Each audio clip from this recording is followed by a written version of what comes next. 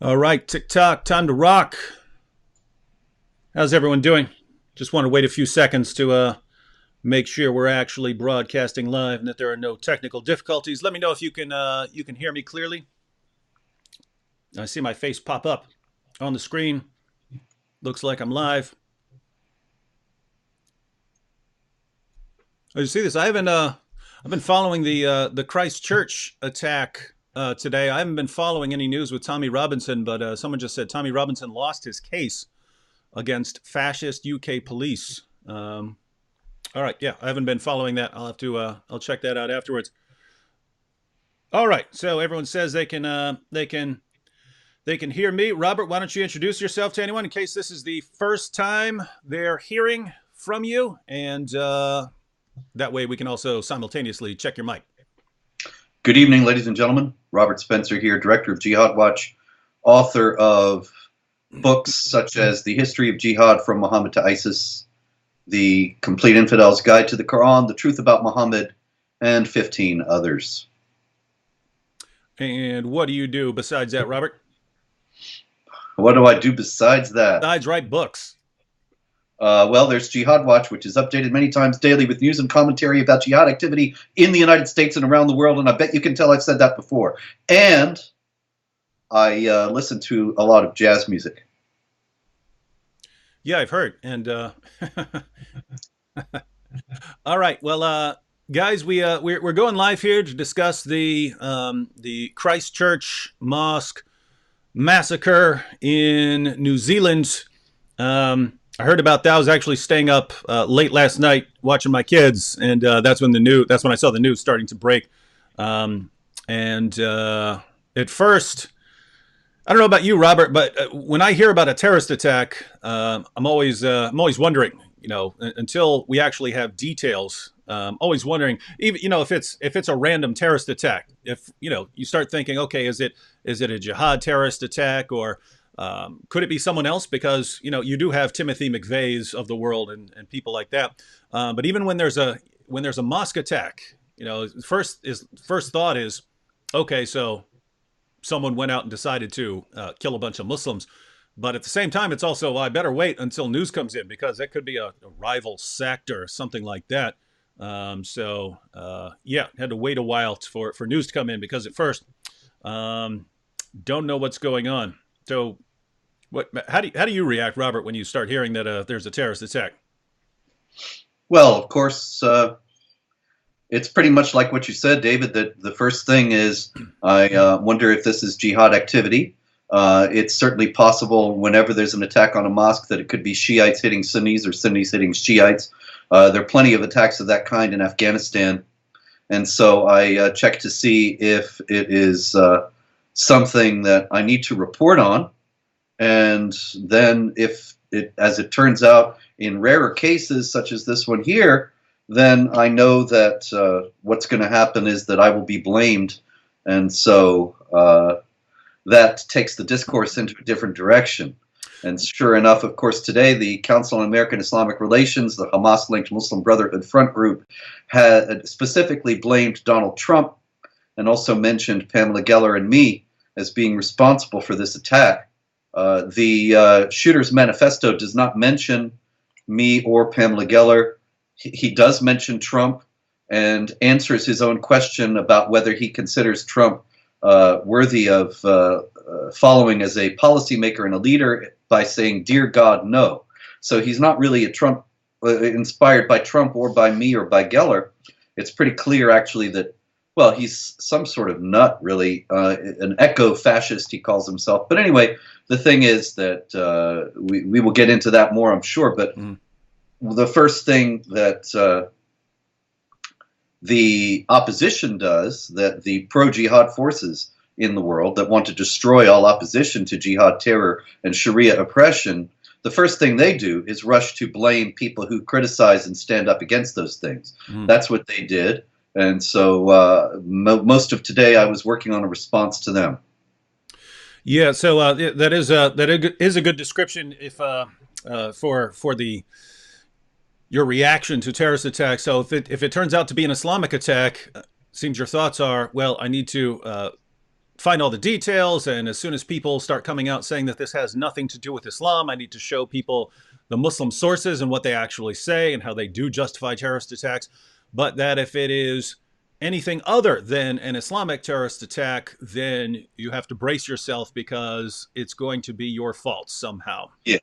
Yes. And the thing is, of course, David, as you and I have both spoken about at great length many times, there's an ongoing effort to demonize, stigmatize, and thereby destroy all those who stand against jihad mass murder and Sharia oppression. I mean, it's really kind of amazing to me. I was speaking at UCLA recently, last week, and whenever I go to college, I have to spend a lot of time explaining in the talk why jihad terror is a real threat and Islamophobia not so much. Mm-hmm. And there's been a tremendous success in demonizing those who speak out about these issues and making it seem as if there's something wrong with opposing jihad terrorism. Mm-hmm.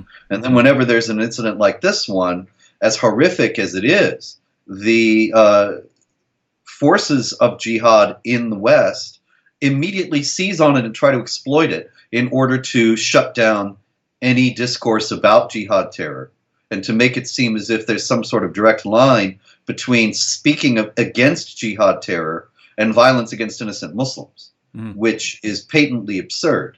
Neither you nor I nor anybody that we're associated with actually had anything to do with, have ever condoned any kind of violence. And the idea that if somebody is violent in the cause of some ideology, and then does that discredit the ideology? That would be absurd. I'm sorry, I'm a little scatterbrained, but this has been a pretty stressful day. But the idea is that if this guy was really Islamophobic, so to speak, if this guy really had a hatred for the Muslim presence in New Zealand or wherever, and he did this, then does that discredit all criticism of jihad terror? Or does it mean that jihad terror doesn't exist? That would be absurd. The idea that somebody is violent because of some issue does not discredit the issue. If it did, then nobody would be socialists or communists today. But unfortunately, we're crawling with them. Mm-hmm. And there is this amazing degree of hypocrisy here. When there is an Islamic terrorist attack, and you've got terrorists, Islamic terrorists, releasing videos declaring their allegiance to ISIS or some other terrorist group and saying, hey, you guys are infidels and we're commanded to fight you and to subjugate you, and you're standing in the way of the spread of Islam and you're interfering in Muslim lands, and according to Islam we have to fight you until we rule over you or you're dead. And we say, well, here are the passages in the Muslim sources that give these exact views.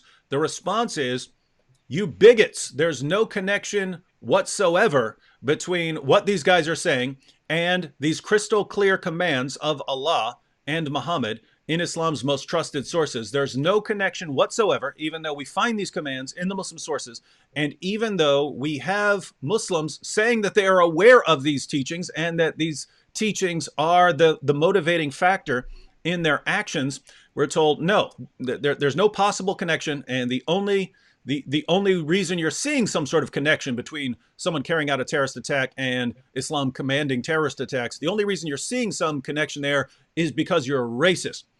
You have to be a racist in order to see obvious connections that any 4-year-old could see. But when we turn around, and you've got a guy here who is an ethno-nationalist. Now, Robert, I've heard you make fun of white nationalists before. In fact, I've got you on video. So all you, if anyone's here and you're a white nationalist and you think Robert's your buddy, keep in mind, Robert does make fun of you, and I have him on video making fun of you. That is a position that you regard as silly, and yet that's, according to the manifesto, that was this man's motivating factor. Was yes. Was white nationalism was the motivating factor. And even there, just to be clear, Robert and I are no fans of white nationalism. I think it's incredibly silly to uh, base the future plans of the world and your strategies on the amount of melanin in your skin. I can't think of too many things that are sillier than that. But even here, we want to be clear: there are plenty of white nationalists who are totally peaceful and don't want to kill or subjugate anyone or cause a war. They believe in peaceful means of doing things, and so if you want to respond to them, then you respond to their ideology. But you've got a white nationalist here, so that is very, very different from our views. He even says in his manifesto that he's not really concerned with Islam as an ideology. He doesn't care. He's just concerned that Muslims have the highest birth rates and the majority of them are not white. You remember reading that? Yes, absolutely. And really, well, yeah, you hit the white nationalist thing, but I think it also needs to be stressed that this guy was just trying to stir strife in the society. Yeah. That and he is, which is just the opposite of what you and I are trying to do, which is ensure that free societies governed by the rule of law are maintained in the world, that Christians are free to worship, that Jews are free to worship, and so on, without coercion, harassment, jihad, terror, and so on. And this guy, he says, why did you choose to use firearms? He says, for the effect they would have on social discourse. He says, with enough pressure, the left wing within the United States will seek to abolish the Second Amendment. The right wing within the U.S. will see this as an attack on their very freedom and liberty. This attempted abolishment of rights by the left will result in a dramatic polarization of the people in the United States and eventually a fracturing of the U.S. along cultural and racial lines. This is what he wanted. Mm-hmm. And what we want is harmony, peace, and brotherhood between all peoples, and mutual respect, and the opposition to an ideology that is radically intolerant and against all these things, and is supremacist and aggressive at its very core. So the idea that we have something to do with this, or that this was carried out according to some ideology that we hold, is just a media fantasy designed to aid the ultimate goal of shutting us down completely, mm-hmm. which I do think is coming pretty fast, especially now after this. And what's really scary is, I mean, I've been predicting for years, and I said in my video, it doesn't take a genius to figure out where this is going. Anytime you have two sides that are in some kind of conflict, and one side is using violence, then you'd better be very careful about how the other side is going to react, and make sure that they have sort of peaceful outlet. Yes, there needs to be a military response and a police response to protect people from the violence, but you need to take steps to make sure the other side doesn't become equally violent or more violent. And so just give everyone an idea of what I'm talking about here. Everyone was confused about, back when we had the Arab Spring, or even before that, with Saddam gone, in our mindset, in the Western mindset, lots of people thought, hey, if you just get rid of the dictator, if you just get rid of the tyrant in the land, then all the people who want peace and friendship, those people will take over the country, and then everything will be lovely. All the freedom-loving, democracy-loving people will take over. Just get rid of the tyrant. Why do we think like that? Because that's how things worked for us. Not realizing that we had a particular kind of population already, right? You had a population that really did want freedom and democracy and things like that. So we still tend to think, hey, just get rid of Assad, just get rid of Saddam Hussein, just get rid of Gaddafi, just get rid of these guys, just get rid of Mubarak, and then there's going to be peace and democracy there. And then we get rid of these guys, and all of a sudden people start blowing up each other's mosques. You say, wait a minute, why are people blowing up each other's mosques? And the reason was there were already people there who wanted to blow up each other's mosques. They were just scared of the tyrant that you just got rid of. And now they're not scared, because you're not going to respond the way the dictator did. And so they're not scared of you. They're not scared of George Bush or Barack Obama or Donald Trump. And so, And so that's the situation. But here's the situation you have, right? Even if you had a ton of peaceful, Sunnis and Shias in a land, if 1% of those Sunnis and Shias were the sort that wanted to go and kill people from the other side, if 1% were actually violent Sunnis or violent Shias, then here's the situation. The 1% of Sunnis who were actually violent in that land, they go and they bomb a Shia mosque. And now all of a sudden that 1% of Shias who wanted to go kill Sunnis, now all of a sudden that goes from 1% to 5%. And so you get an attack now on a Sunni mosque, and all of a sudden that 1% of Sunnis who wanted to go out and kill Shias, that goes up to 10%. And so now you get more attacks on the Shia mosques, and then the number of Shias who want a violent retaliation, that increases. And all of a sudden you get this massive escalation almost instantly, and then at the end of it you get ISIS, right? Yep. Right. Yeah, and so that's what happens. And so, and by the way, that can happen anywhere. And so, what you don't want here is, well, Muslims keep launching, terrorist attacks throughout the world, and well, therefore, we need to just go, kill civilians or whoever who are Muslims, just to get back at them, just to show them. That's what you don't want. That's what you don't want to happen. But David, yeah. it reminds me of that thing John Kennedy said, that when you make peaceful. I'm so sorry. Yeah, peaceful resistance impossible, you make violent resistance inevitable. Yeah. Something like that, right? Mm-hmm. Yeah. And this is actually what we're dealing with here. Mm-hmm. That already the opposition to jihad terror has been so demonized and stigmatized that you are going to get nuts who think that violence is the only way. Mm-hmm. And this is the result of the left's trying to shut down any discourse about this, mm-hmm. and the Islamic groups trying to shut down any discourse mm-hmm. about this. And they're gonna do it. They're doing it all the more today, with CARE denouncing me and others in hitting this guy. They're going to end up with worse mm-hmm. as a result. I'm not saying that that's a good thing. It's actually a bad thing. But it is a direct result of their refusal to deal with this problem adequately, and their absolute intransigence in even admitting that there's a problem with jihad terror and Sharia oppression of women and others. Mm-hmm.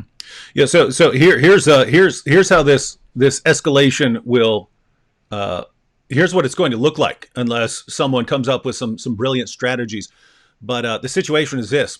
So you have terrorist attacks, Islamic terrorist attacks for years. And I'm not sure what the latest count is, but it's tens of thousands of Islamic terrorist attacks just since 9/11. We're usually most familiar with the terrorist attacks that hit close to home, but they're everywhere. They're around the world. And the situation that you have is people look to their leaders, they look to their governments, they look to journalists to, explain what's going on and give a good perspective. And hey, what are we going to do about this? And instead of seeing the government and journalists and educators doing anything that looks like they might be able to solve this problem somehow, instead it's shut up if you're at all concerned about this. You must be a racist, right? Yep. So yeah, and story of life. Yeah. So, and the video I posted earlier today, and I posted clips from videos from past years where I predicted that if you keep silencing people and just calling people racist, and I'm saying this because that's exactly what Anders Breivik said in his manifesto. Anders Breivik said exactly that. He said, "You want to know why I turned to violence? It's because when I became concerned about Islam, I thought about going into politics, and I realized that I would simply be called a racist. I would be marginalized. No one would care at all about anything I'm saying. And so I decided that peaceful speech was pointless. It's worse than meaningless. It's a waste of time. The only way to get through is violence." And so that's what Breivik said, right? And guess what? Other people can come to that exact same conclusion.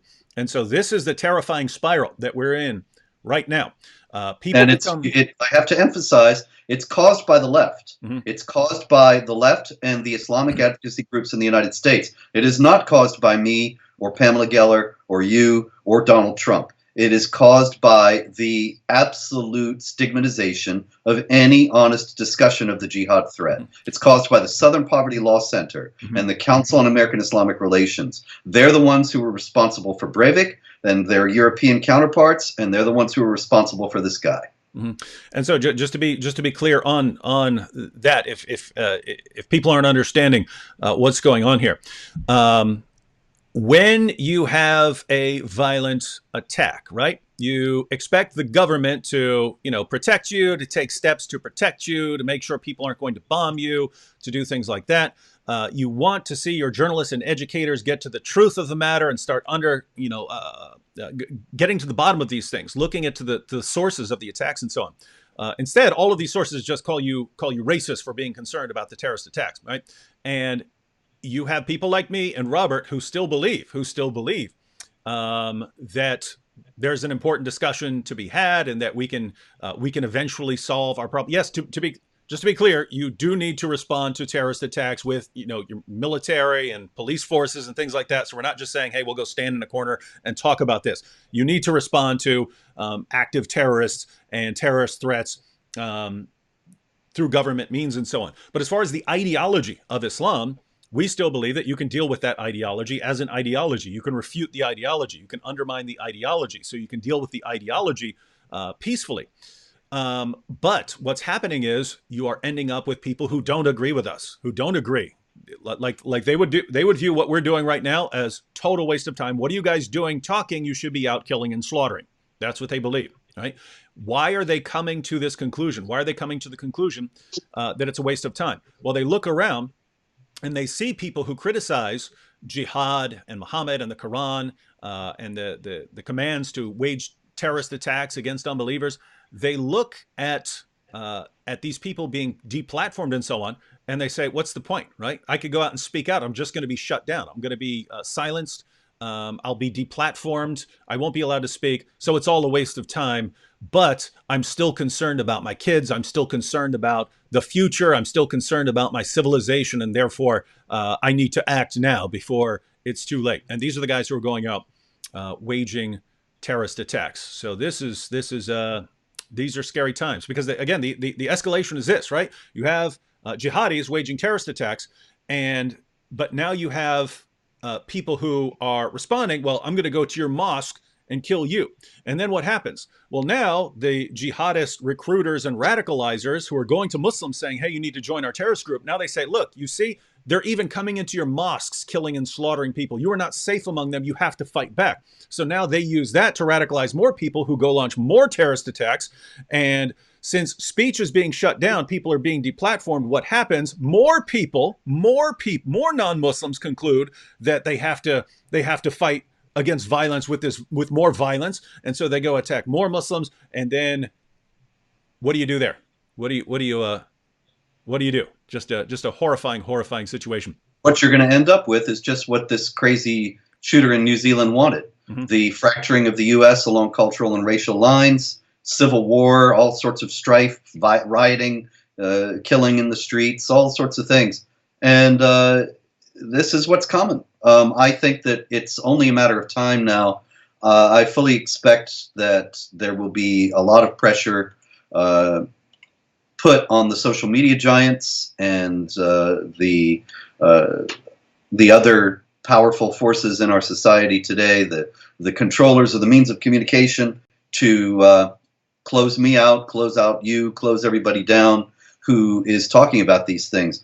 I was on Twitter earlier with talking with this fellow Muslim Matters. I don't know who's behind that account, but he's got 310,000 followers, and he was calling for me to be banned from everything. All the platforms, and I think that's common. Of course, it's been a long-standing effort. They've already done this with other voices that people think, well, they're a little bit crazy, so they don't mind. Alex Jones they banned, and well, maybe Alex Jones they think is a little nutty, so that's okay. Or somebody else is banned. Milo is banned, and well, he's a bit outrageous. And so these people just don't bat an eye, and they don't realize what's coming. But it's really like Pastor Niemöller said during World War II. First they came for this group and that group, but I wasn't a member of this group or that group, so I didn't mind. I didn't do anything. And when they came for me, there was nobody left to speak out. And this is the same kind of thing that's happening or going to happen here. I wouldn't be in the least surprised if I wake up tomorrow and I'm all shut out of everything. If not now, it'll be soon. This is the way things are going, and there is unfortunately not a whole lot of pushback against this tendency right now. among people who are aware of this issue. Mm-hmm. Um, yeah, and by the way, I'm thinking the same thing. Wouldn't surprise me at all to see myself deplatformed, even though I've spent years condemning violence, even though the reason we're against Islamic terrorism is because it's terrorism, and Islam is just the ideology that promotes it most vehemently and most clearly, and the one that people are most terrified of speaking out against. And so we think, oh, someone has to do it. Might as well just be us then. And so we respond to it because we're against violence, we're against bloodshed. And what's the response? Well, you guys are responsible for the bloodshed. And I'm not exaggerating here. Here's a comment. David Wood, you are killer. Today's blood in your hands. So the blood is in my hands. And why is that? Yeah, that all day myself. Yeah. And so think about this. The guy's motivation. The Oh yeah, people are responding. Yeah, David Wood somehow was the one who shot up the mosque. But notice the idea, right? The the uh, the Christchurch shooter was his ideology was fundamentally different from ours. I've never heard Robert say one word that could be associated with white nationalism. And I've never heard Robert say one word about having to go out and slaughter people in order to enforce his position. I've never said those things. And yet you've got a white nationalist who says he doesn't care. He doesn't care about the ideology. He's not. See, I care about the ideology. That's my main concern. Couldn't conceivably care less about ethnic issues and stuff like that. I mean, to be clear, I care about ethnic issues when they're harmful issues. But as far as like making white people the only people in an area, I think that's totally ridiculous. Yes. So we don't have that ideology, and we don't.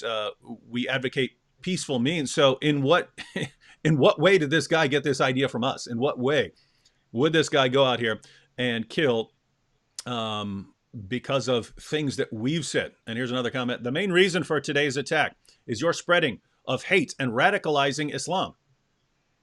Hey, You Robert, radicalized Islam? we radicalized Islam. That's quite a job. I think it's a funny thing. It's in a certain sense, it's a tribute that these people think we are so powerful, David. It's incredible that they think that we are actually responsible for people thinking ill of Islam. Islam does a tremendous job of making people think ill of it without our help.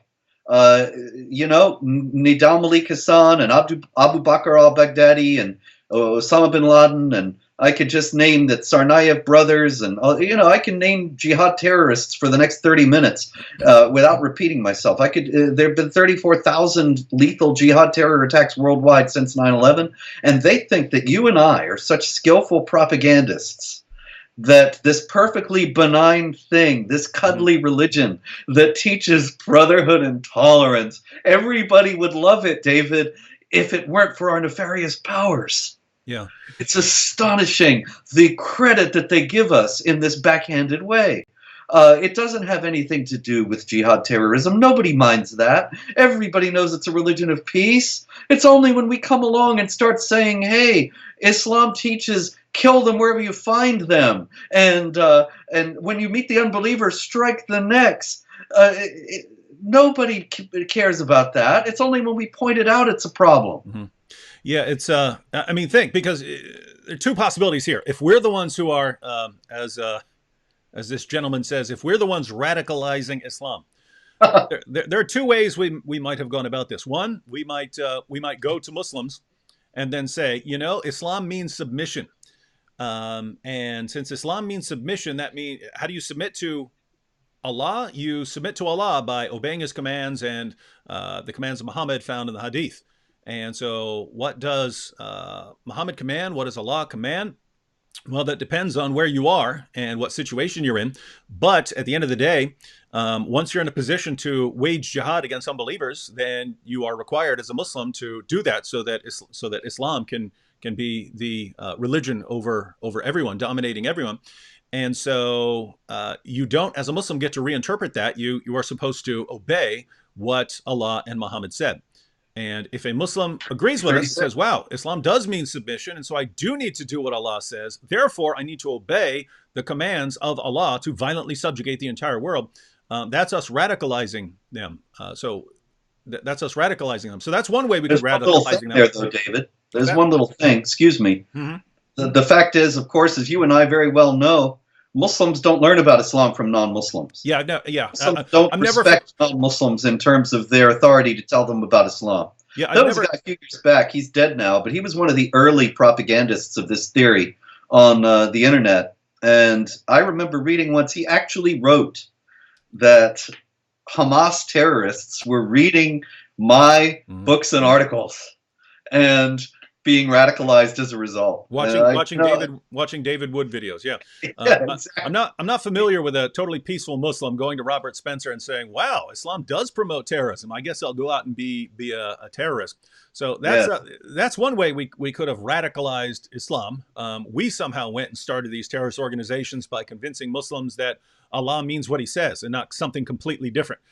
So the alternative here is that Allah is the worst communicator in all of history. Muhammad is the worst communicator in all of history.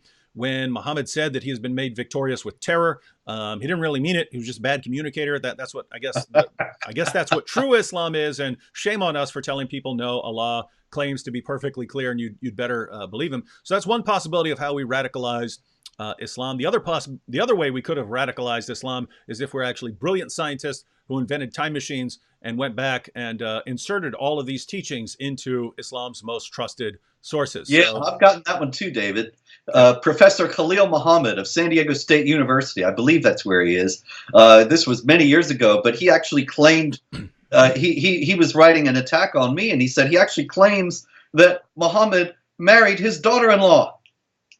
Now I thought, wow, this guy thinks that I wrote the early Muslim sources and chapter 33 of the Quran, which is all about how Muhammad gets the permission from Allah to marry his daughter-in-law, Zainab bint Jahsh.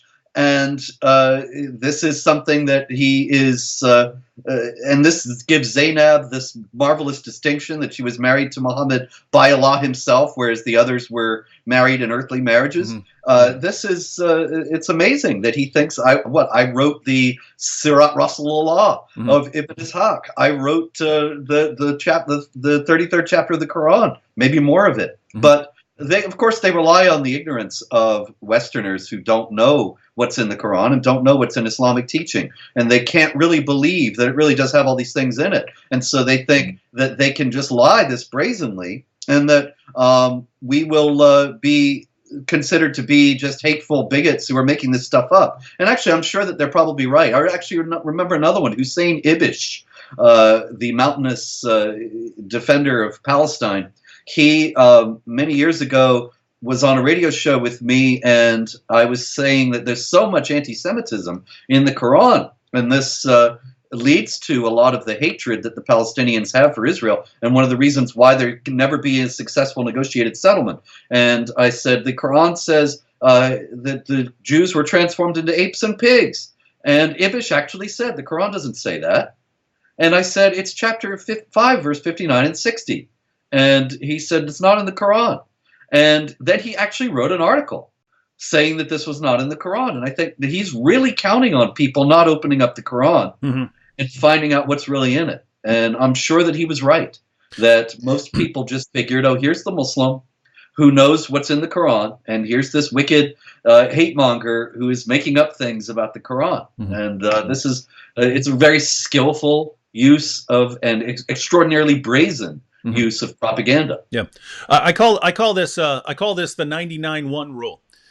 Namely, that if you have 100 people and you know that 99 of them are not going to go look up what you're saying and they're going to mindlessly believe what you're saying, and that one person might go look it up, but that the 99 will shout him down if he starts contradicting what you've said. Just doing what you're doing, and you eventually win. And that's how Muhammad spread his religion. He knows, hey, I could go around saying, hey, the Torah and the Gospel contain clear prophecies about me. The Torah and the Gospel talk about me coming all the time, right? His followers who believe everything he says are just going to believe that. And if you're a Christian or Jew who eventually raises your hand and says, wait a minute, that's not true, well, they just chop your head off for contradicting Muhammad. So you can, Or they say you've corrupted your scriptures. yep, You removed all the evidence of Muhammad. yep, You took all the things out about how Jesus is saying Muhammad's going to come and he's the man. yep. Because you were so wicked, you even tampered with the scriptures you received from Allah. And this is, of course, mainstream Islamic teaching about Judaism and Christianity, because it's the only way to square that circle. Mm-hmm. It's the only way to make Muhammad correct and the Quran correct, because they say they confirm the Torah and the gospel. They don't. So we must have changed the Torah and the gospel. Mm-hmm. All right, let's check out some comments here. We do want to read comments from Muslims. And by the way, guys, there's a reason, right? Robert was pointing out that there's basically one side of this entire discussion that's responsible for trying to shut down, stifle the conversation, and that's what leads very often to violence. People are giving up on discussing the issue because they find out they're being silenced in all kinds of ways. But or they don't have the guts for it. They think, if I speak out about this, I'll be called a racist, a bigot, an Islamophobe, and they're afraid. They don't want to be tarred. They don't want to have their names dragged through the mud like that. It's certainly understandable. Yeah, but notice what happens here, right? So there was a terrorist attack, and we are happy to go live, discuss the terrorist attack, point out where, draw attention to the person's ideology, show where the person got that ideology, and try and figure out how we can address this issue to stop the problem from continuing in the future. We don't want to see Muslims getting killed.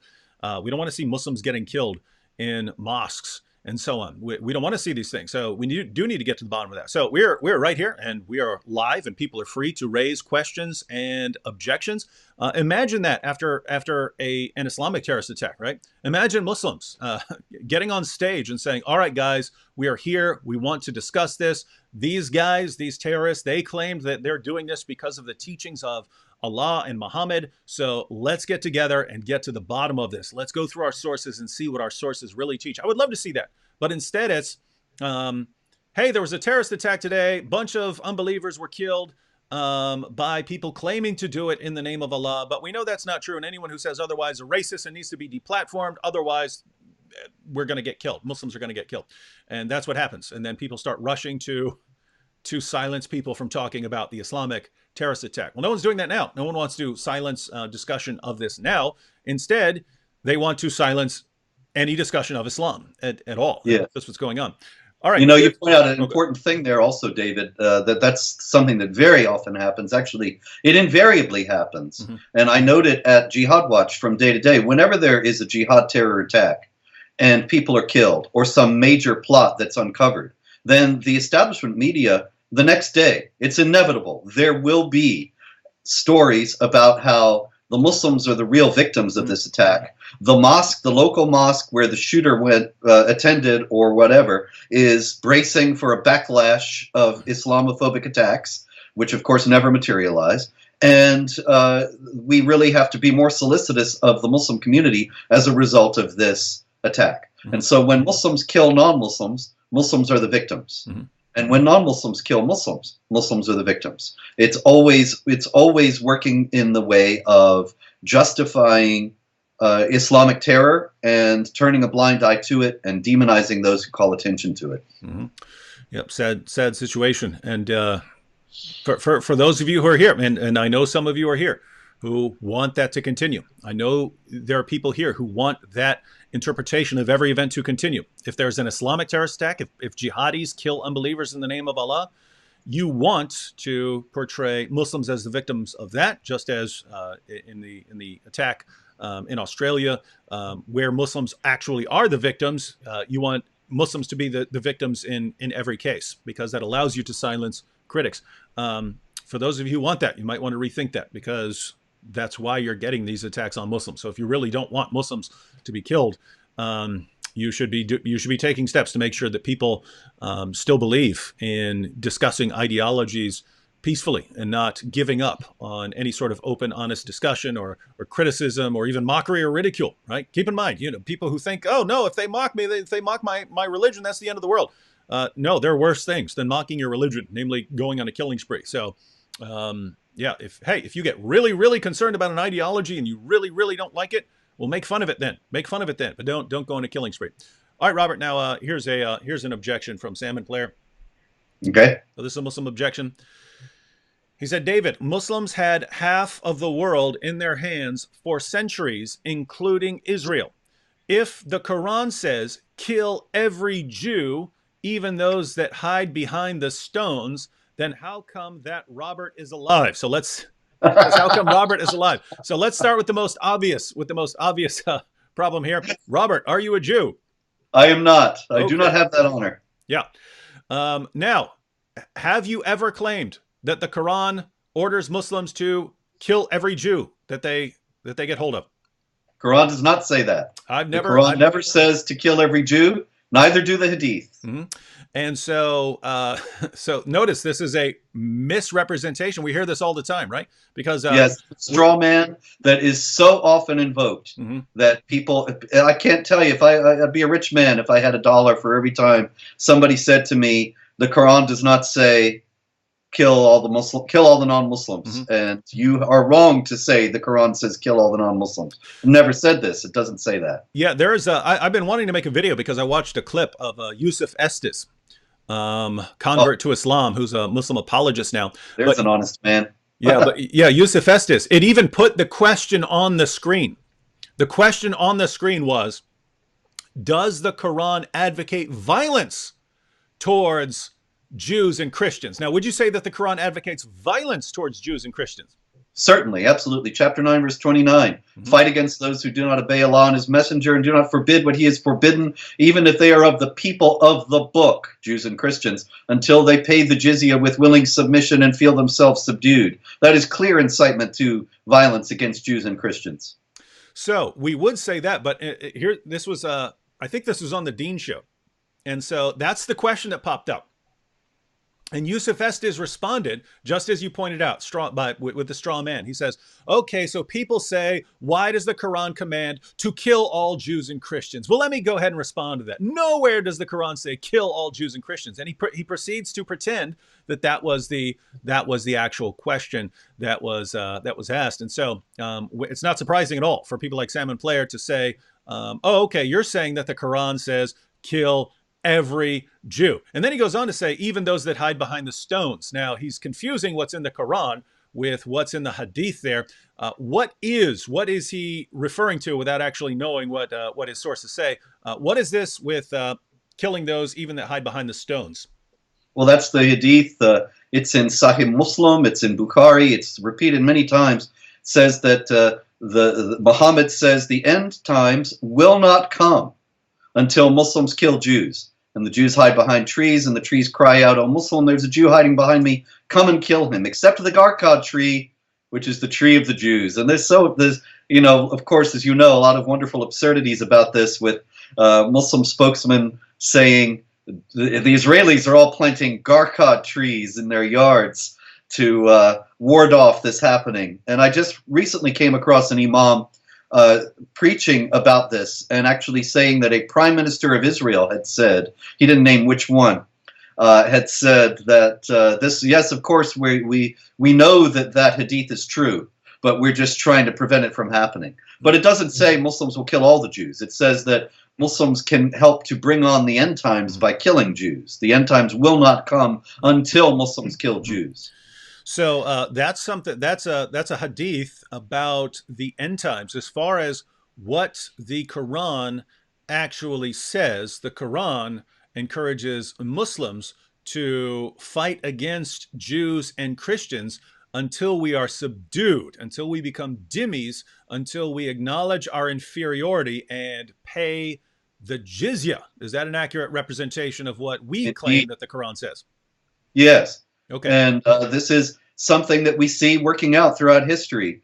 In 1400 years of jihad all over the globe, from Spain to India, you had Muslims conquering non-Muslims and then making them into second-class, a second-class group that had to pay the tax, the jizya, and submit to various other humiliating and discriminatory regulations. It was not until the 1850s, when the Ottoman Empire abolished the dhimma, the system of dimitude, under pressure from the Western powers because they needed their help in the Crimean War, that this system came to an end. But it is still part of Islamic law, and the Islamic State, ISIS, revived it in their own domains and made the Christians pay the jizya and submit to various other points of discrimination. So these things are very real.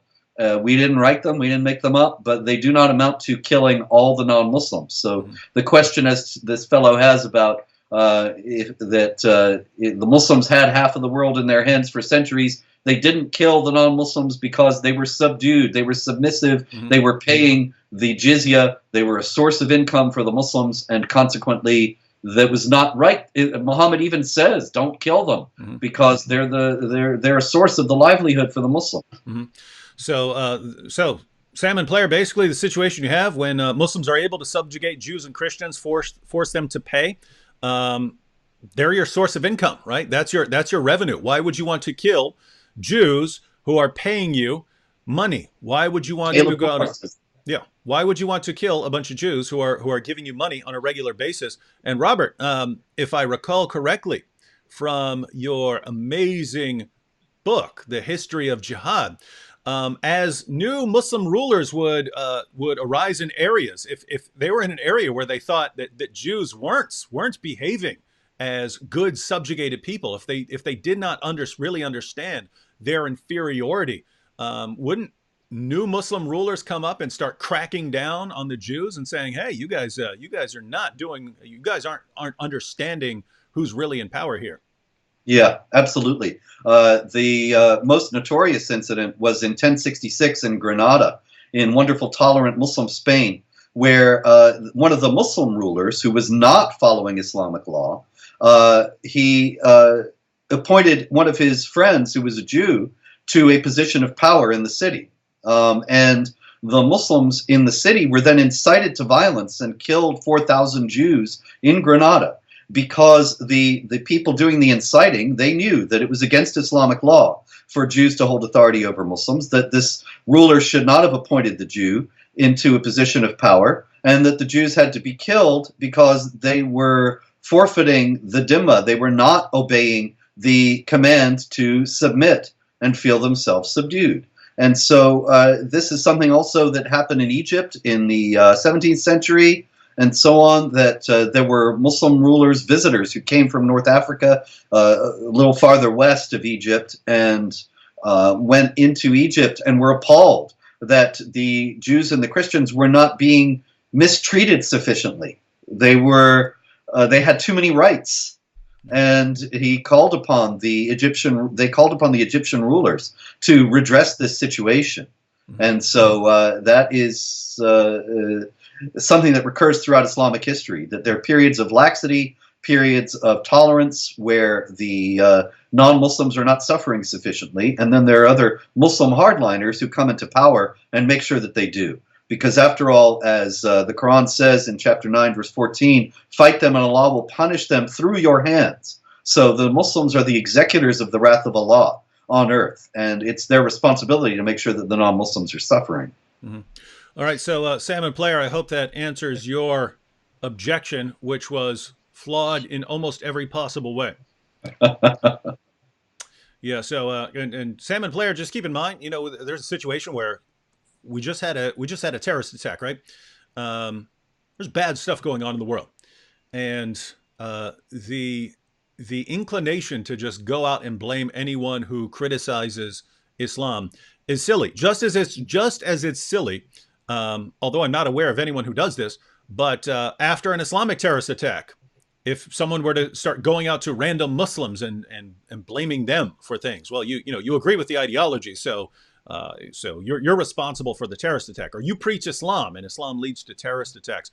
That's the objection we hear after every Islamic terrorist attack. Oh, you're blaming all Muslims. Well, I don't know anyone who's blaming all Muslims for terrorist attacks, but the idea that a white nationalist eco-fascist who describes himself as possibly left-wing, possibly right-wing, and semi-socialist, who decided to abandon all speech and just go on a killing spree in order to have people like us silenced so that people would start turning more to violence. They would his entire idea. Robert, this is what I find most terrifying, right? Because it's pretty easy to predict human behavior in a lot of situations, right? If Yeah. you keep going after someone and targeting them, and they start worrying about their kids and their families and so on, and there's no way for them to even discuss it, I can predict that some of those people are gonna end up wanting to do some bad things. I can predict behavior like that. What's terrifying about this guy is that he's sitting back saying, okay, how is this group going to react if this happens, and how is that group going to react if that happens? Well, the thing I can do to get everyone into an eventual war is, if I go and kill a bunch of Muslims, then everyone's going to use that to ban guns, to ban speech, and that's going to cause more people to become violent like me. So they're going to go become violent, which will lead to more guns banned, and more bans on speech, and more deplatforming, which will lead to more violence. And pretty soon everyone's killing each other, and that's the only way. That's the only way to stop the slow erosion of the white race. That's this guy's thinking. And And so, that's what's going to happen. That's what they're going to get. yeah, no, I mean, it's absolutely amazing. We're to a point where he can sit there and send everyone, guys, here was my plan. I am so confident. This is what the guy's saying. So don't take this clip out and say, oh, this is what David Wood is saying. He's saying, hey, I am so confident that you people are so predictable in every way that I will go in there, kill a bunch of people, and I will tell you exactly what my plan is, and you're still going to do exactly what I want. I will tell the world that my plan in going out and killing these people is that this attack will be used to silence and deplatform people who I ultimately want on my side, right? And so they're going to become angrier and angrier that you're silencing them. They're going to increasingly turn to violence, and so they're going to increasingly agree with me and my violent means. And what happens? Exactly what the guy just said, right? It is. I've always been amazed when I used to see this with Milo, right? When Milo would go to a college campus and he would say, hey, I'm going to go on the college campus and they're all going to shout me down. They're going to storm the stage and all that. I'm going to think. And I was sitting there thinking, no, they're not. You just told them they would. They obviously can't do it now when you just told them they would. They're going to do the And they opposite did. of what you told them. And then they would go and do exactly what he said they would do. And it really seems like you get to a position where people don't know anything else, right? They have no other method of dealing with anything. And so you can tell them they're going to do it, and they still have no choice but to do it, because that's the only solution they know of. Yep. And we are standing on the hull of the burning ship, because all this is coming down, and the people who claim to be trying to stamp it out are making it happen, and it's all going to continue to come down on them in exactly this way. And they would never and will never acknowledge that we have a point. You know, there's not going to be any reaction to this video from somebody saying, well, you know, I thought you guys were terrible and I was wanting to get you guys shut down, but you convinced me that you were a reasonable voice. There's not going to be any of that as a result of this. And they're just going to continue to defame and smear those who stand against jihad terror. And so they're going to get more people like this madman in New Zealand, and then they're going to blame us more and shut us down even further. And you know, the guy, the Muslim Matters guy today on Twitter, he was saying, you know, I have to be banned from everything and thrown out of all polite society. And I asked him, well, what then? What if I keep going after that? Should I be jailed or just killed outright? And this kind of thing is really coming, and the people who are lighting the matches and setting the fires are going to continue to do so. Mm-hmm. But it ain't us. It is those who are foreclosing on any possibility of having a rational discussion about the reality of the jihad threat. Mm-hmm. Yeah, so that's the situation we find ourselves in right now. Just to clarify for everyone, right? You have different kinds of groups that can be concerned about Islam or immigration or whatever people might be concerned about. You have people like me and Robert who are counter jihadists, right? We respond to jihad. Why do we respond to jihad? Because we don't like violence. We don't like killing. That's why we respond to it. If enough people responded to it, I would go and do something else. I respond to it because there are very few people who actually respond to this. So that's why I'm involved in this. That's my concern, right? It's something that keeps getting people killed. So you want to, and the first step in getting anything done about jihad is getting people to know where it's being taught and its source and its origin, right? As long as people are completely ignorant, you can't figure out where this is coming from, well, no one's going to be able to do anything about it. So you have the counter jihad. Then you also have things like the white nationalist movement, right? And you do have perfectly, I mean, the vast majority of counter jihadists are perfectly peaceful people. You could occasionally get someone who's concerned about jihad and decides to go out on a killing spree, right? You could have tons of completely peaceful white nationalists, and then you might get someone who goes out on a killing spree. But the idea that you would say that, hey, if you eventually get a white nationalist who goes on a killing spree, therefore the peaceful counter jihadists, the people who are horrified at violence, they're the ones who are responsible for his white nationalism and his decision to turn to violence, is so absurd. And then the fact that you turn right around, and if a Muslim says, hey, I'm killing in the name of Allah because Allah commands me to go out and violently subjugate the entire world, and you people are in my way, and you'll say that has nothing to do with Islam. It's so absurd that, and the fact that this is the dominant position, Yes. position on the left, right? Yes, it is. An Islamic terrorist The attack, mainstream that a jihadi got right off the pages of the Quran or Hadith, can't possibly have anything to do with Islam. But any person of any ideology who kills a Muslim for any reason, it must be Robert Spencer.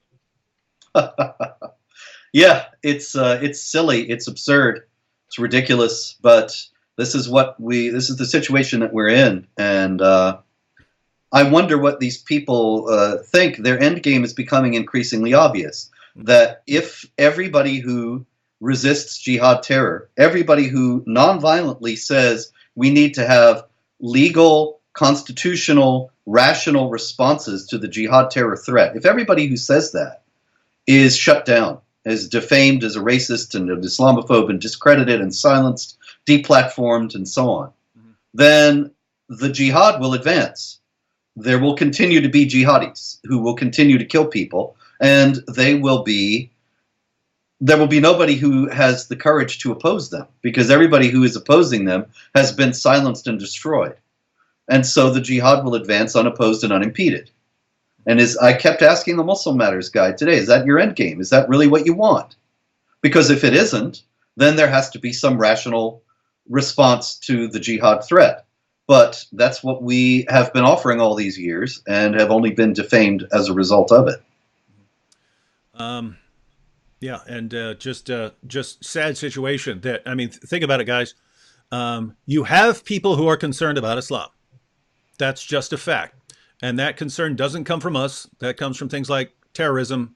That's why people are concerned about Islam. They see an endless stream of terrorist attacks, right? They see buildings coming down. They see mass shootings. They see vehicular attacks. And they see it all over the world. They see it in America. They see it in Great Britain. They see it in France. They see it in Spain. They see it in Africa. They see it in the Middle East. They see it in Asia. They see it everywhere, right? Everywhere Islam goes, you get terrorist attacks. But you have people like me and Robert and anyone we work with who say, hey, we need to focus on dealing with the ideology. Don't become violent in return, except where it is necessary to stop a jihadi group or something like that. We're the ones telling people not to become violent in retaliation. And we're the ones that everyone is trying to silence. What happens if you silence the people who are telling people not to become violent in retaliation? What happens that is the idea, I think the theory is, well, then everyone's concerns about Islam are going to go away. No, they're not. Yeah, Concerns are because still, we made them up. yeah. Yes. The concerns There about, are terrorists, yeah, really. the concerns about Islam are still going to be there. Only there aren't going to be any people getting together and discussing these things and saying, hey, here's how we can deal with Islam in a peaceful manner. You're not going to have that. Instead, you're going to have these sort of isolated factions of individuals who can't even discuss anything online. And some of those groups of people, since they can no longer discuss anything on any public platform, are going to discuss what to do in their own little groups. And you are going to get a lot of bloodshed. And Yes. that is what we want to avoid. And so it's just amazing that we can spend and dedicate our entire lives to doing something to reduce the amount of violence in the world. And the conclusion of people who are aware of us is these are the guys who want a bloodbath. These are the guys who want an epic bloodbath between Muslims and the rest of the world. Yes. Well, I think they know. I don't really think that they are that stupid. I think they're evil. That they want to shut down free speech. They want to control the public discourse. We interfere with the plans of the left for their globalist socialist utopia, and with the plans of the jihadis for a caliphate and the destruction of non-Muslim governments. And so we have to be thrown out of the way. We have to be discredited and destroyed. And well, they're doing it. They're doing very well with it, and we will see if they succeed in exploiting this this horrific incident in order to further their goals. But no good will come of what they're trying to do. Mm. All right, deal with a couple questions right now. Snakehead4 says, people are saying this guy was a Christian, yet he said he wasn't sure. How would you not know if you're a Christian or not? So I also read that in the manifesto. You're familiar with that, Robert, right? Where he said something Yes. like, am I a Christian? He says, it's complicated. I guess I'll figure it out later. He said something like that. Which is essentially saying he isn't. No Christian would answer that way. Yeah.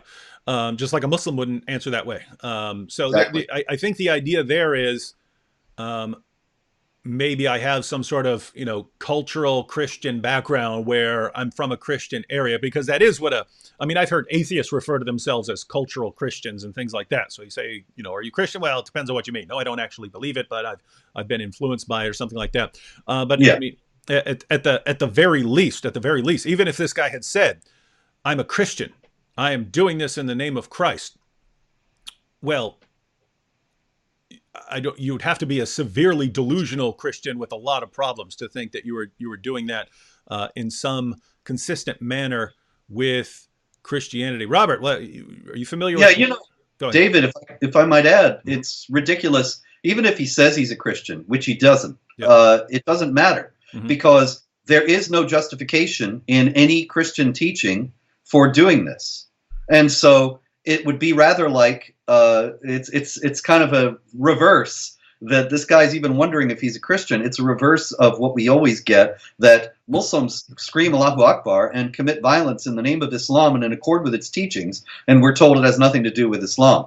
But somebody who kills people and might say he's a Christian, this is just a hypothetical because he doesn't actually even do that. But if there's any suspicion that he's a Christian, then Christianity is responsible for this, even though there's nothing in Christianity that teaches to do anything like this. But it's just more of this topsy-turvy craziness that we are all marinating in. Yeah, and you'll remember that Anders Breivik was portrayed as a Christian for many years by the media. It's a Christian terrorist, Christian terrorist who killed all of these people. And what Breivik actually said in his manifesto was, he says, basically, I have to decide between Odinism and Christianity. I think if I claim Christianity, I'll be able to win a more widespread audience. So I'm going to call myself a Christian, and said he doesn't even know if God exists and things like that. But that was enough to classify him as a Christian. And then later in an article for an interview, he acknowledged he's never been a Christian in any sense. And yet, this is the guy who was rammed down our throats as a Christian. But on this issue, since you've gone through the manifesto, this is a guy who really, because where'd that comment go? People were pointing out. Oh yeah, here we go. That he was appealing to Valhalla. He said, "I'll see you in Valhalla." That's right. Yeah. At the end. So here it seems like a guy who's just messing with everyone, like his appeal to Candace Owens. Yeah, Um, that was clearly just trolling. And I mean, I'm sorry for her, but yeah, the idea yeah, that, because you know what that feels like.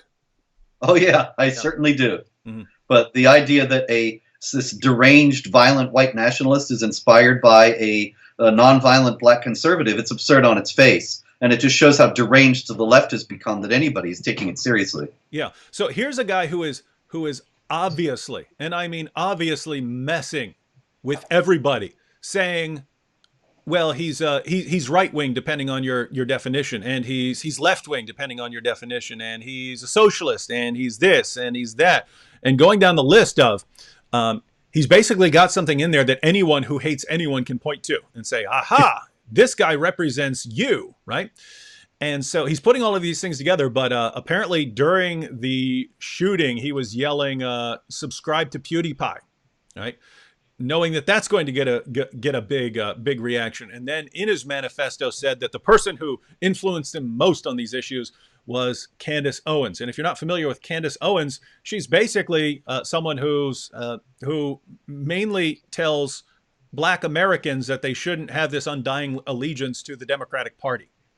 And he Um, said that she was a little too extreme for him, but he couldn't go along with all her extremist ideas.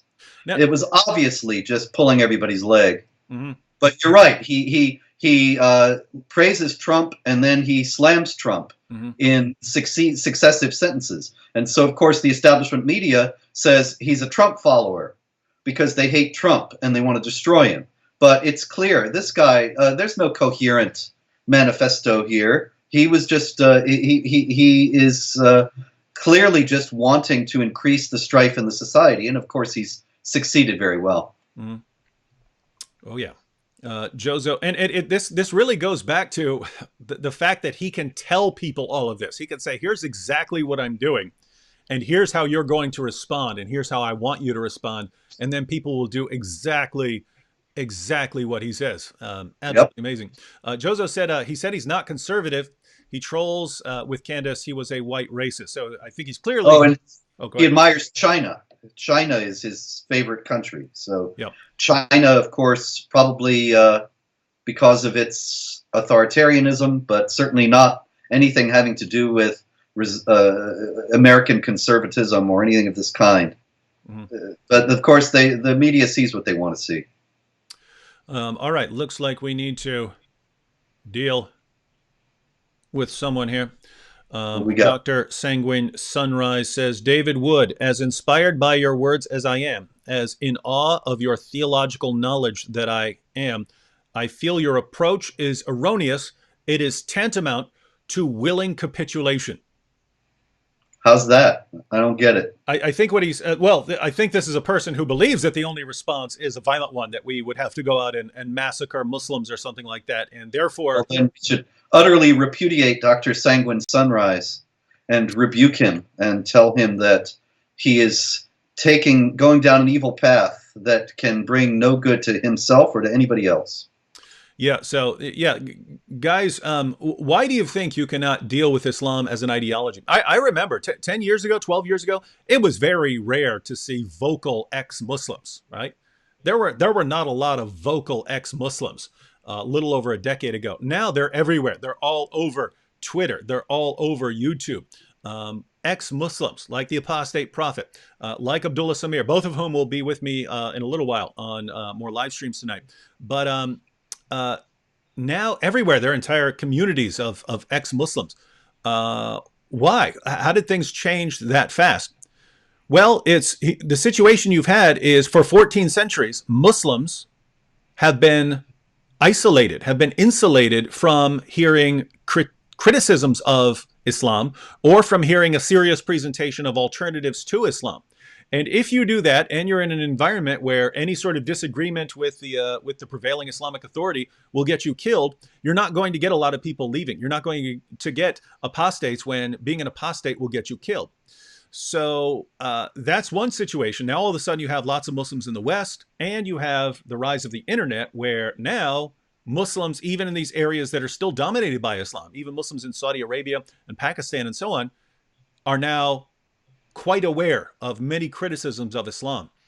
because anyone with an internet connection now has access to them. So keep in mind that just happened.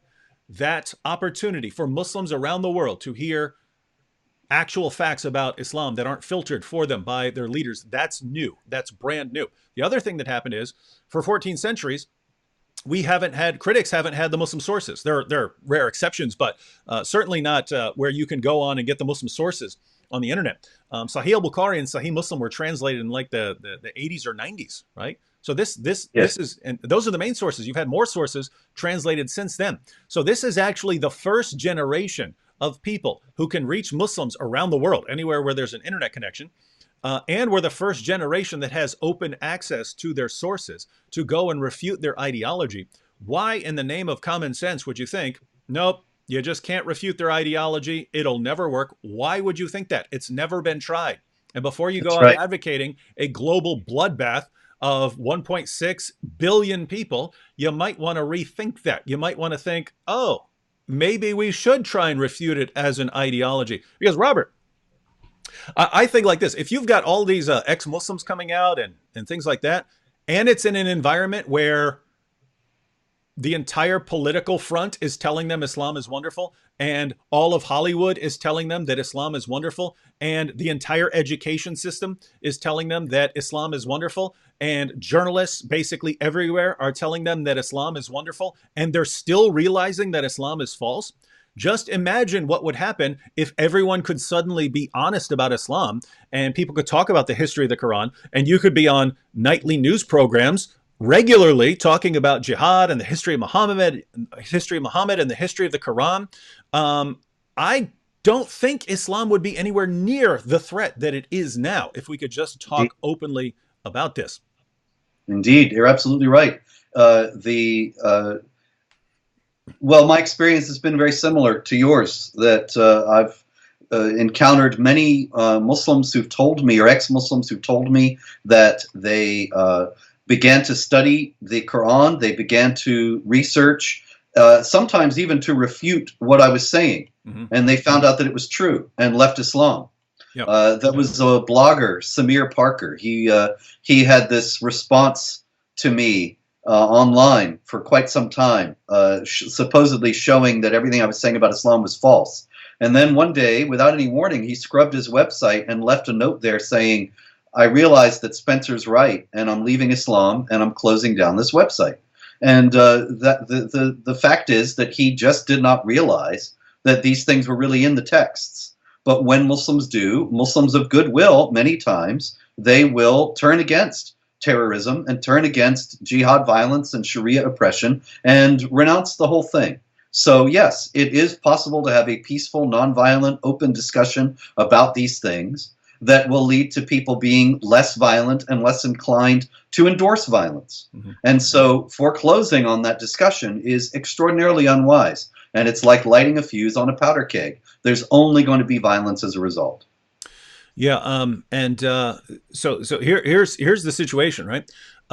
There, just a decade ago, there weren't a lot of public critics about Islam. Now there are a bunch, and I hope we get enough to where me and Robert can go do something else. Because there are roughly 10,000 things I would rather be doing than being threatened with bloody death and have my wife threatened with rape and so on regularly. I would rather be doing something else. But the situation that we're in is, I look at this, and by the way, you could look at this in two ways. You could look at this from a completely secular, natural perspective, or you could look at this from a perspective of divine providence. When we look at Islamic growth rates and things like that, birth rates, the spread of Islam, and we look at the predictions for the next few decades and how Islam will be taking over as the world's dominant religion. We're just a few decades away at current rates of growth and so on. And then in that situation, all of a sudden, we get everything we need to refute Islam as an ideology. Right? All of a sudden, it's put in our hands. Guys, all of a sudden, right now, you get open access to the entire world, every Muslim country.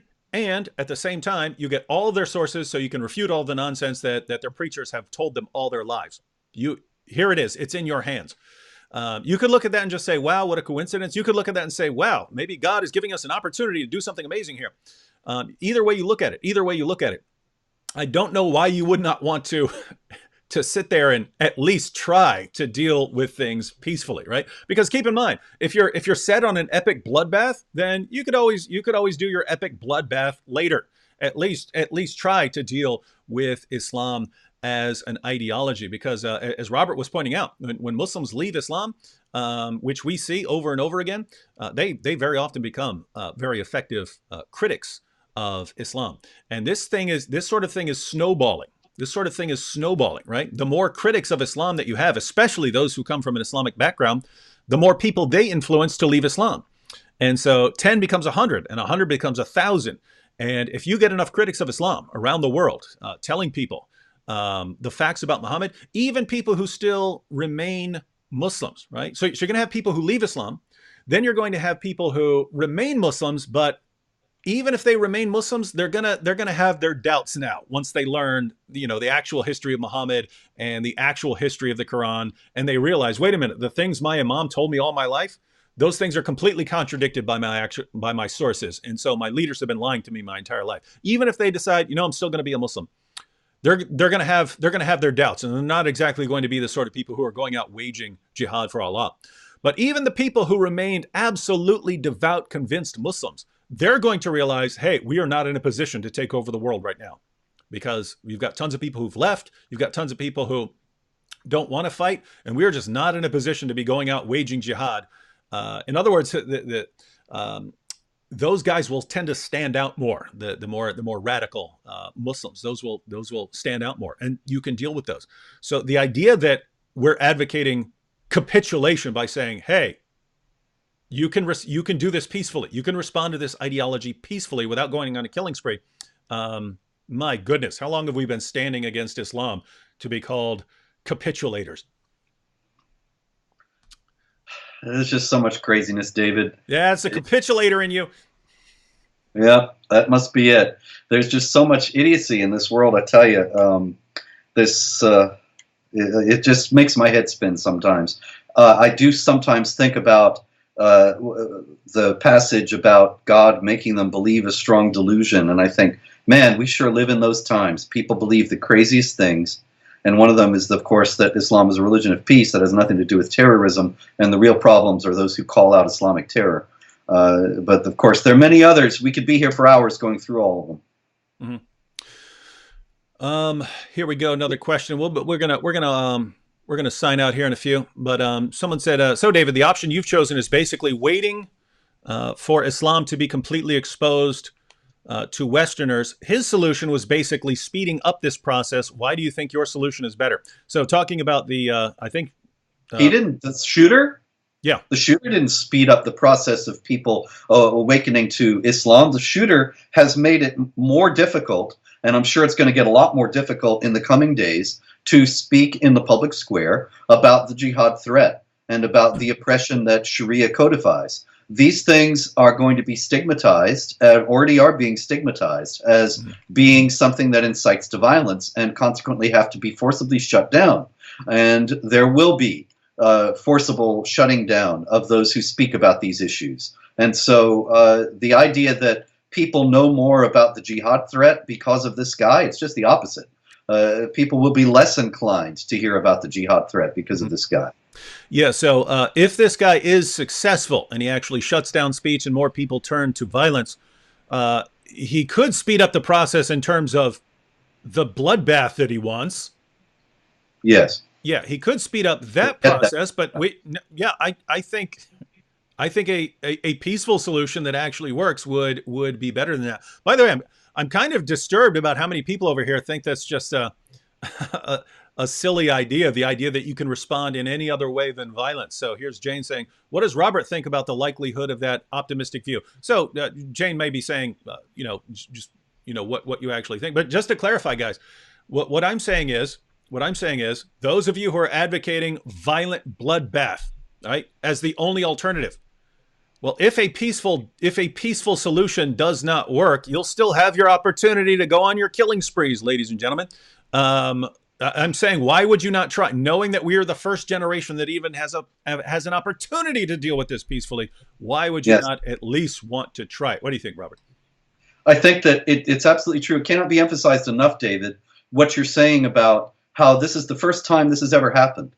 People don't realize that. They think that Islam has been in the world 1,400 years. That must mean that there are 1,400 years worth of David Woods in the world, and that there have always been critics of Islam throughout history. That is not the case. It's not very well known, but one of the rules of the Dhimma, of the subjugated, the rules for the subjugation of the non-Muslims, was that they were forbidden to read the Quran. And it was punishable by death if Dhimmi Christians or Jews in Muslim domains had a copy of the Quran. And that this was precisely in order to foreclose on criticism of it. And any criticism of it, of course, was and is punishable by death under Islamic law. And so the Islam went through, of course, in the days before printing presses also.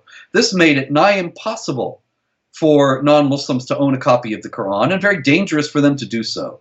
And so most people had no idea what the Quran said. Most non-Muslims had no idea what the Quran said, and the criticism was violently punished. So essentially, there wasn't any. Now, in the 20th century and the 21st century, you have the possibility. You have mass printing, mass communications. It's impossible for Muslims to keep the translations that they make of these books from the Quran and the Hadith from Arabic for Muslims. You know, of course, the Saudis translated Bukhari and Muslim and the other Hadith collections originally so that Muslims who don't speak Arabic, which is most Muslims in the world today, would be able to read them. And they can't keep them out of our hands. But this is the first time there has been large scale and rational, reasoned critiques of Islam and real revelations to, on a large scale, to non-Muslims of what the Quran and the Hadith actually do teach. This is the first time in the history of Islam that there has ever been such a thing. And so this is, I think, one of the reasons why the Organization of Islamic Cooperation and the other Islamic organizations in the world are so intent on shutting us down. And it's a shame that the leftist socialists who are in power in the West are on board with this operation to shut down the freedom of speech, because this is the discourse that we have to have that will prevent more jihad violence and more people being killed and subjugated in the West. And there's never been in human history any other attempt to do this on any large scale. I know of a book by Humphrey Prideaux critiquing Muhammad in the 18th century, and there were some critiques. There was a critique, of course, by St. John of Damascus in the 8th century of the Quran and some of the teachings of Islam, and there have been a few here and there throughout history, but nothing like on the scale of what we see today. And nothing like with the reach that we have to Muslims that we see today, that Muslims themselves are able to read my books, watch your videos, and come to judgments about whether what we're saying is true and what they really, what kind of moral stance they want to have about the Quran's violent teachings and misogynist teachings and anti-Semitic teachings and all the rest of it. Never happened before. Yeah, and I wanted to add that those of you who believe that violence is the only solution, right?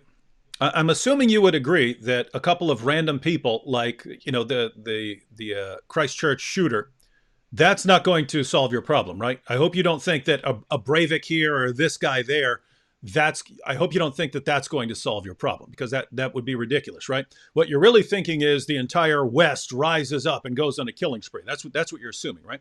Well, just think about that. In other words, to get what you want, you would have to have what? You would have to have pretty much the West in general on your side to make that work, to make your bloody violent revolution work, right? You can't do it with a couple of guys. If you think that your little, you and your pals are going to go out and launch a violent revolution you're stupid. You're going to get caught. You're going to get put in prison or killed, right? It's not going to do what you think it will do.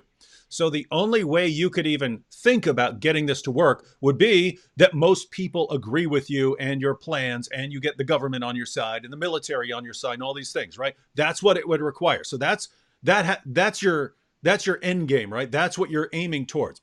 Well, think about that from my perspective here.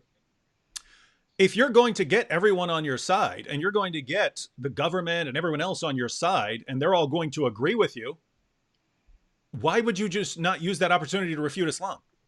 Because I pointed out, if so many people are leaving Islam, when 98% of everything they hear about Islam is positive from every single source. What would happen? What would happen if it was just on regular television, the history of the Quran and the blunders in the Quran and all of the horrible things that Muhammad did, the things that get hidden from Muslims today? What would happen if all of that became common knowledge because now everyone is on your side and they all agree with you? So in that situation where you now have all of the major platforms for sharing information, you have all those on your side because those are the things you're going to need to wage your bloodbath. Why would you want to wage a bloodbath then? Unless you're just a white nationalist or white supremacist, you want to go out and killing everyone because of their skin color or something like that.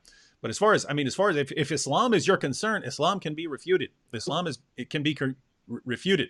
And if you ever get the power and authority to go kill more than 1 billion people somehow, it would be much easier to just refute the ideology. So those would be my views. All right, Robert, we have a couple minutes left. Any final thoughts here on this? Well, I could say a little farewell. That if I do get all shut down from everything, it's been great, and the jihad will still be very much with you. But keeping people from speaking about it is not going to solve anything. It's only going to incite more violence. And so if you really don't want to see shootings like what we see in New Zealand, then you have to allow for open public discussion of the threat that comes from the Quran and from the teachings of Muhammad, the jihad threat that has for 1400 years been menacing non-Muslims. This guy was an evil, terrible person who killed innocent people. There is no justification for that in any way, shape, or form. There is no good that can be said of it, but the responsibility for it does not lie with people who critique Islam. The responsibility for it lies with those who shut down rational critique of Islam and opposition to jihad. All right, and I'll just say in closing here, guys, there's a reason that you have historically had violent attacks about books being published about Muhammad, like the Satanic Verses, or cartoons being published about Muhammad. Robert here was one of the targets in a terrorist attack in Texas, where jihadis were coming to kill him and Pamela Geller and others for criticizing Muhammad.